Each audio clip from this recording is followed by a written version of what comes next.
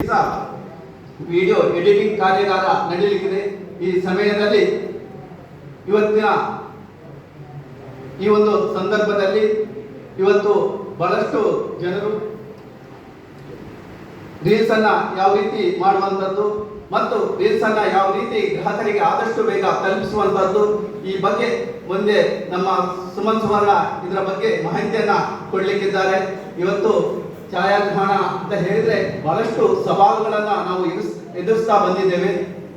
ಛಾಯಾಗ್ರಾಹಕರಿಗೆ ಇವತ್ತು ಬಹಳಷ್ಟು ಸವಾಲುಗಳಿವೆ. ನಾವು ನಮ್ಮ ಗ್ರಾಹಕರನ್ನ ಹಿಡಿದುಕೊಳ್ಬೇಕು. ಯಾಕಂತ ಹೇಳಿದ್ರೆ ನಾವು ನಮ್ಮ ನಾವು ಫೋಟೋಗ್ರಫಿ ಮಾಡುವಾಗ ಇರುವಂತಹ ಉತ್ಸಾಹ ಆ ನಂತರ ನಾವು ಆಲ್ಬಮ್ ಕೊಡುವಾಗ ಇರಲಿ ಅಥವಾ ವಿಡಿಯೋ ಕೊಡುವಾಗ ಆಗಲಿ ಯಾವಾಗ ಇರೋದಿಲ್ಲ. ಯಾಕೆಂತ ಹೇಳಿದ್ರೆ ಇವತ್ತು ನಾವು ಏನು ಛಾಯಾಗ್ರಹಣ ಮಾಡ್ತೇವೆ ಅಥವಾ ವಿಡಿಯೋಗ್ರಫಿ ಏನು ಮಾಡ್ತೇವೆ ಅದನ್ನ ಆದಷ್ಟು ಬೇಗ ತಲುಪಿಸುವಂತಹ ವ್ಯವಸ್ಥೆ ಆಗಬೇಕು. ಯಾಕೆಂತ ಹೇಳಿದ್ರೆ ಇವತ್ತು ನಾವೆಲ್ಲ ಹೇಳ್ತಾ ಇದ್ದೇವೆ, ಕೇರಳದವರು ಬಂದು ಇಲ್ಲಿ ಛಾಯಾಗ್ರಹಣವನ್ನ ಮಾಡ್ತಾ ಇದ್ದಾರೆ, ವಿಡಿಯೋಗ್ರಫಿಯನ್ನ ಮಾಡ್ತಾ ಇದ್ದಾರೆ, ರೀಲ್ಸ್ ಅನ್ನ ಮದುವೆ ಮುಂಚೆ ಪಡ್ತಾ ಇದ್ದಾರೆ ಅನ್ನುವಂಥದ್ದು. ಆದ್ರೆ ನಾವು ಕೂಡ ಆ ನಿಟ್ಟಿನಲ್ಲಿ ಹಿಂದೆ ಬೀಳಬಾರ್ದು. ಯಾಕಂತ ಹೇಳಿದ್ರೆ ನಾವು ಕೂಡ ತುಂಬಾ ಈ ತಂತ್ರಜ್ಞಾನವನ್ನ ಕಲಿತುಕೊಂಡು ನಾವು ಕೂಡ ಗ್ರಾಹಕರಿಗೆ ಏನು ಮದುವೆ ಆಗ್ತದೆ ಮದುವೆ ಹಾಲಿಂದ ಹೋಗುವಾಗಲೇ ನಾವು ರೀಲ್ಸ್ ಅನ್ನ ಕೊಡುವ ವ್ಯವಸ್ಥೆ ಆಗ್ಬೇಕು. ಇವತ್ತು ನಮ್ಮಲ್ಲಿ ಬಹಳಷ್ಟು ಹುಡುಗರಿದ್ದಾರೆ. ಹುಡುಗರು ಏನ್ ಮಾಡ್ತಾ ಇದ್ದಾರೆ ಅಂತ ಹೇಳಿದ್ರೆ ಅಲ್ಲಿ ಬಂದು ಒಂದು ರೀಲ್ಸ್ ಅನ್ನ ಮಾಡಿ ಮದುವೆ ಆಗುವ ಮೊದಲೇ ಅವರ ಪಾರ್ಟಿಗೆ ಸಿಗುವಂತಹ ವ್ಯವಸ್ಥೆಗಳಾಗಿವೆ.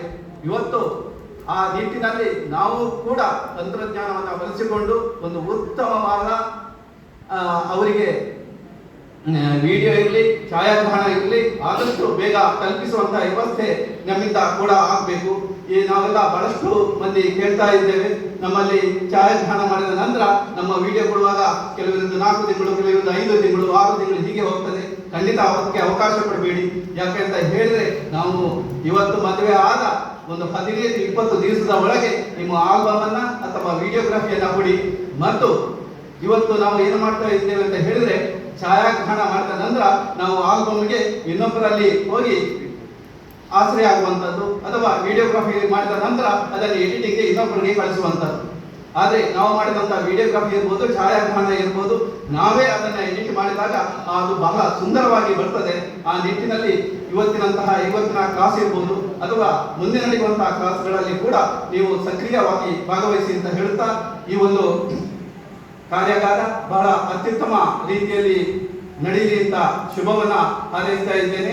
ಅದೇ ರೀತಿ ಈ ಕಾರ್ಯಾಗಾರಕ್ಕೆ ವಲಯದ ನಮ್ಮ ಉಭಯ ಜಿಲ್ಲೆಗಳಿಂದ ಬಹಳಷ್ಟು ಸಂಖ್ಯೆಯ ಸದಸ್ಯರು ನೀವು ಬಂದಿದ್ದೀರಿ. ಸಂಜೆಯವರೆಗೆ ಇದು ಈ ಒಂದು ಕಾರ್ಯಾಗಾರದ ಉಪಯೋಗವನ್ನು ಪಡೆದುಕೊಳ್ಳಿ ಅಂತ ಹೇಳುತ್ತಾ ಈ ಒಂದು ಕಾರ್ಯಾಗಾರವನ್ನ ನಡೆಸುವಲ್ಲಿ ನಮ್ಮ ಸಹಾಯ ಕಾರ್ಯದರ್ಶಿ ಅಂತ ರವಿಕೋಟೆ ವಹಿಸಿದ್ದಾರೆ ಮತ್ತು ಈ ವರ್ಷ ಅಂತಾರಾಷ್ಟ್ರೀಯ ಮಟ್ಟದ ಪ್ರಶಸ್ತಿಗಳನ್ನ ಕೂಡ ಪಡೆದಿದ್ದಾರೆ. ಈ ಸಂದರ್ಭದಲ್ಲಿ ಅವರಿಗೆ ಅಭಿನಂದನೆಗಳನ್ನು ಕೂಡ ನಾನು ಸಲ್ಲಿಸ್ತಾ ಇದ್ದೇನೆ.